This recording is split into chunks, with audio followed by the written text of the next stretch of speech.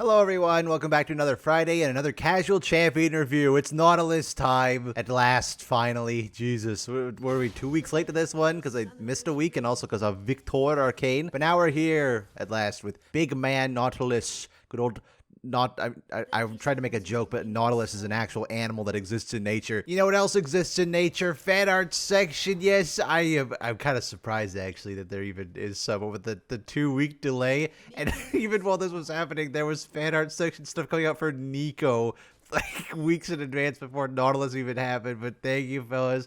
All the Nautilus. Look at the Nauta murderers.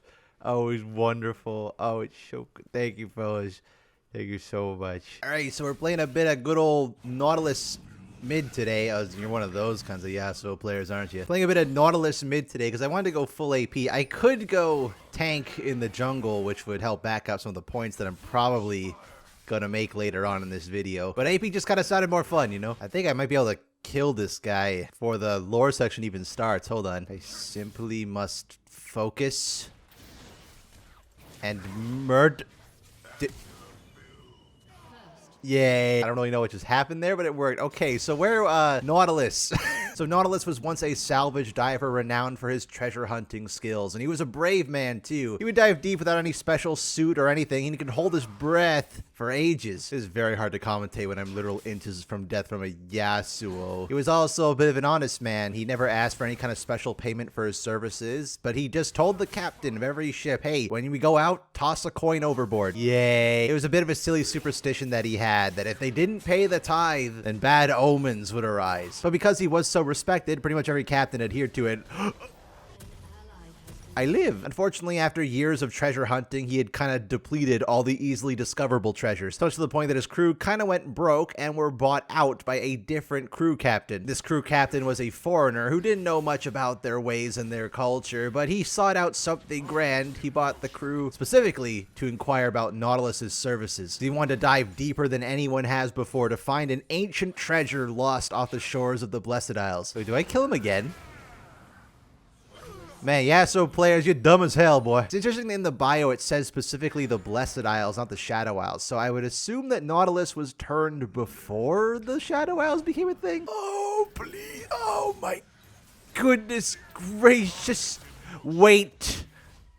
That's some bullshit. You guys saw that, right? The tower definitely was targeting him and then just decided not to. The captain brought along with him a massive bronze diving suit that would allow Nautilus to dive deeper and stay down longer than ever before. Nautilus wasn't too pleased about this. He liked free diving, but if it was for the treasure and they kind of needed the money, then I guess he could do it. However, as he was being lowered into the ocean, he remembered, wait a minute, Captain, you forgot to pay the tithe. Do that first before I go in, please. And the captain just kind of laughed it off like, dump coin into the ocean for free? What the hell are you talking about? We're gonna be rich beyond our wildest dreams. We'll toss some money in afterwards just if you want to, you know, for you. However, as Nautilus sank down to the depths, he was grabbed by dark tendrils that pulled at him to sink even lower, and he was terrified for the first time of his life from diving. In a bit of a panic, he tried to climb back to the surface using the anchor that was lowering him into the ocean. Oh my god. Ow.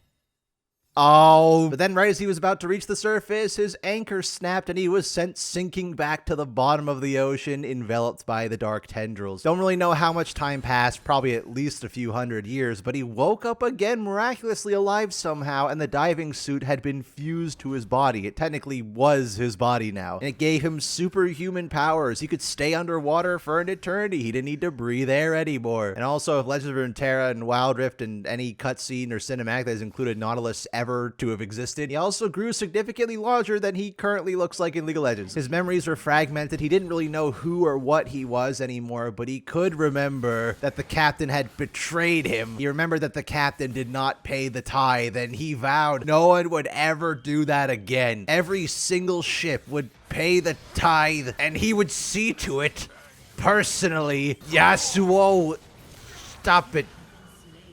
Yeah, he would take out his anger and denied vengeance out on the greedy people of Bilgewater. If you didn't pay the tithe, Nautilus was coming for you. He turned the superstition into reality. That's honestly my favorite part about Nautilus in general, that he kind of had this wacky superstition, like, oh, if you don't pay the tithe, then bad things will happen. And coincidentally, it did happen when he got sucked and turned into this horrible creature, and now he's going to enforce it. Now this superstition is no longer superstition. It's very real. The people of Bilgewater are terrified to go out to sea without paying the tithe. I'm not really sure what actually turned Nautilus into what he is. There was a theory for a while, at least after Alawi, that was Nautilus that did it. Same with Pike, but we got confirmation now that Pike was not actually turned into what he is because of Nautilus, just that Nautilus found him worthy somehow and freed him a bit of his madness. So at the current moment, what turned Nautilus into who he is completely unknown. Though Nautilus being that, her whole, she's the god of change and movement, him being so devoted to his own cause, makes a bit of sense for him to be turned this way.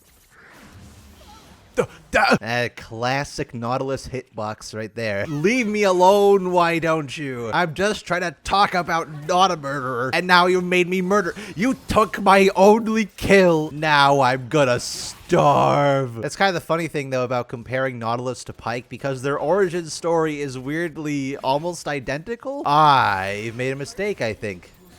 Or did I? No, wait.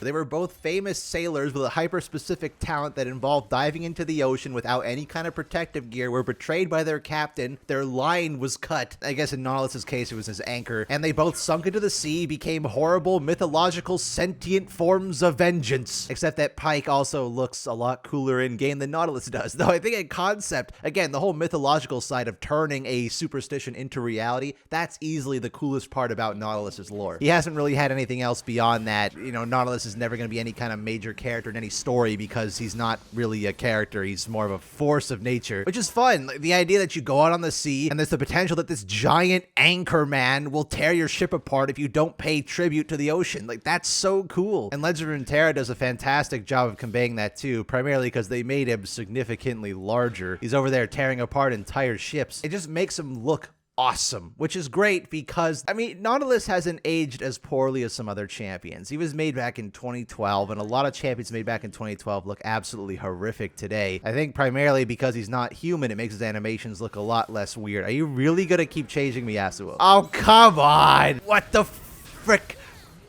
I get him, though.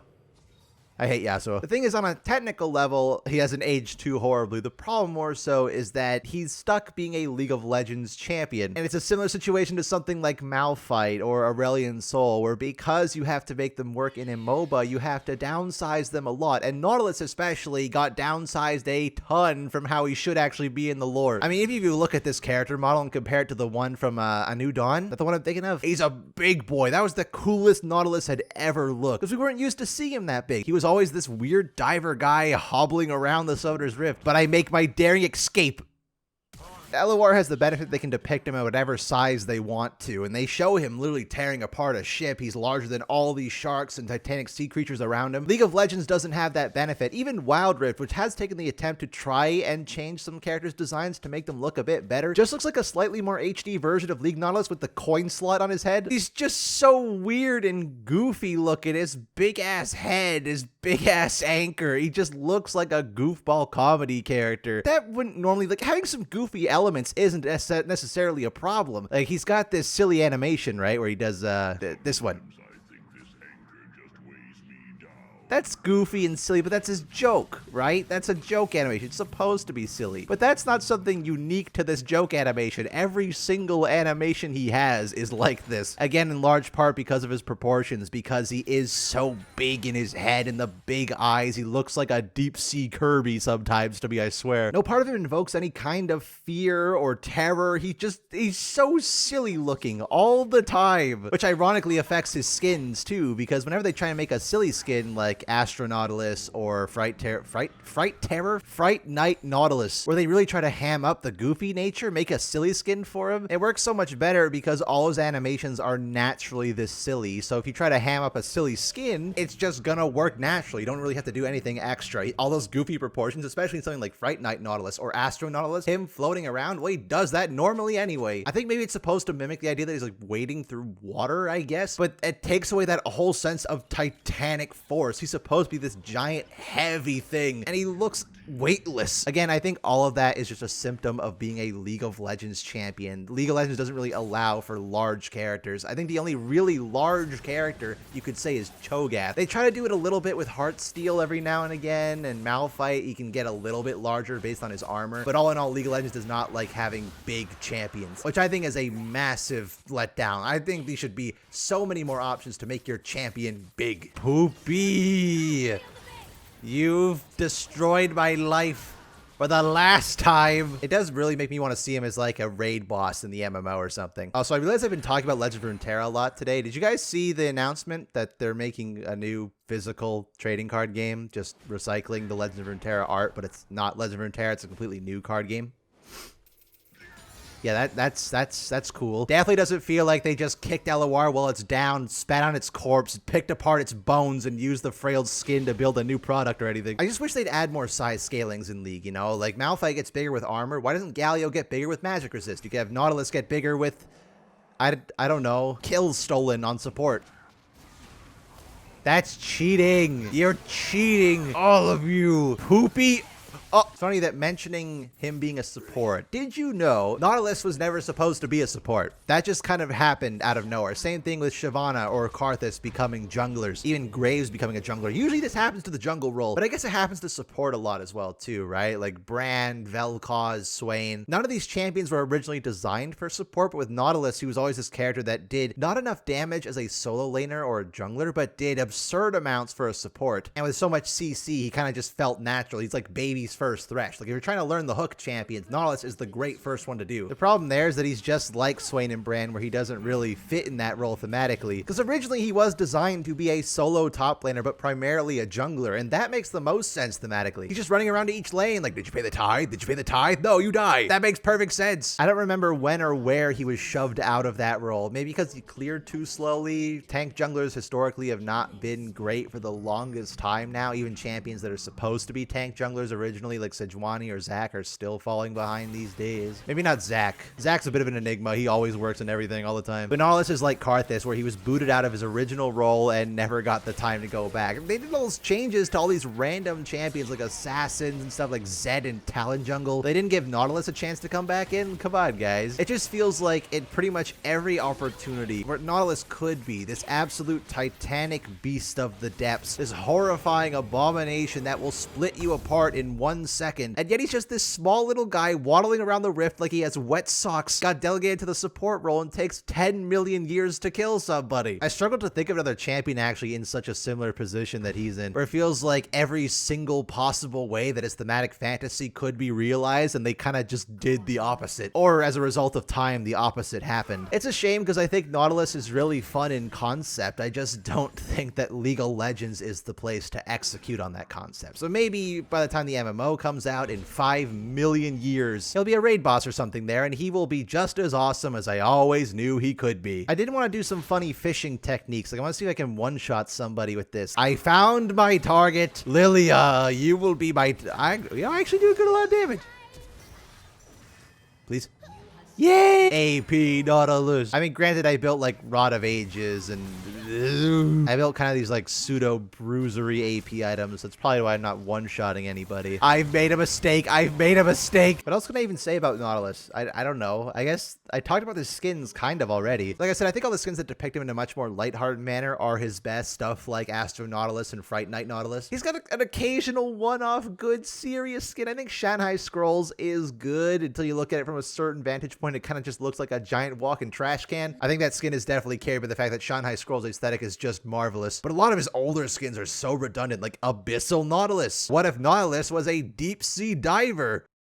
Crazy. He's got a lot of boring and stale skins, which it's hard to build, I think, separate skins of a character like this with the limits primarily that they have on the League of Legends model. Again, I think all of Nautilus's problems are solved just by him not being in League of Legends, or at least being allowed to be larger so you can change those proportions and those animations. Really help to sell just how big he is. He's not like Galio. When you downsize Galio, I made a mistake. He's not like Galio, where when you downsize Galio, his proportions fit perfectly fine on a smaller model, and you still get that sense, especially in the animations when he walks, you know, and Galio always goes like boom, boom, boom. big thunderous footsteps. You can still feel the weight of his character. Nautilus is definitely not the save. I'm so out of things to say on Nautilus. I don't know what to do anymore. I don't know what to say.